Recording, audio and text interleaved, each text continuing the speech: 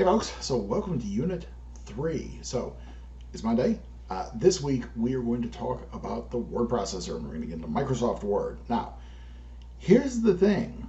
Word processors in like the big picture of everything, they're a relatively recent piece of software. Looking around my desk. So once upon a time, if you wanted to write a report, write a paper, write a letter, write anything, you had to use one of these. Now, here's the big problem, huge problem. That opens up a whole flurry of questions. Do I use cursive or do I use block print? What color inks? Let's not even go there. Do I use pencil or do I use ink pen? Then the question, if I use ink, sometimes you had to use certain colored inks. I had teachers in middle school and high school. It's got to be in black ink. It's got to be in blue ink. Don't use any colored inks. And that really stank because if you were a kid in like the late 70s or the 80s and you got one of these bad boys, oh, you were styling with just the flick of a thumb. You go from blue to black to red to green, all the way back, whatever color you wanted. You had to write. You had to take this, you had to take a piece of paper, and then if you made mistakes, worse. Liquid paper. If you're on a typewriter, it's a machine. It does a little faster.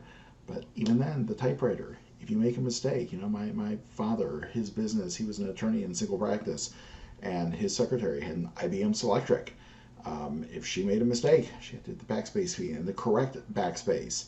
And it would push a little piece of correction tape over the character.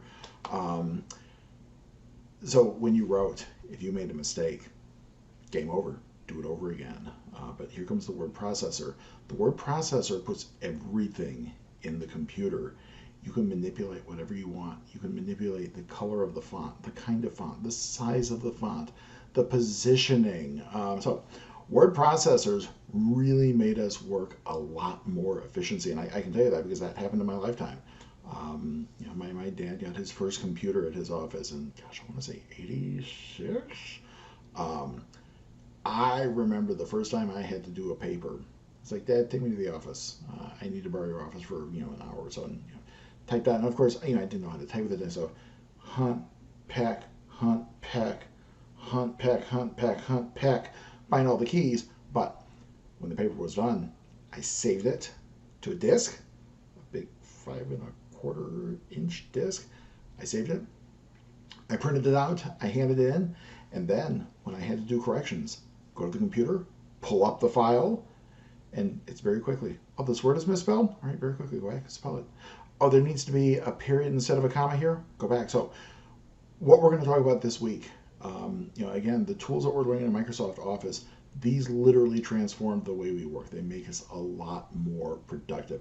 And that's what I want you to think about as we're going through. And likewise, again, think about how you're going to use word processors when you're out in the field, in your job. You've got a very big, broad, diverse group of people who are getting various degrees, but they're all going to be touched by computer technology. So that's what I want you to think about. All right, folks. The discussion board, please make sure that you're hitting the discussion board. I'm going in and I'm replying.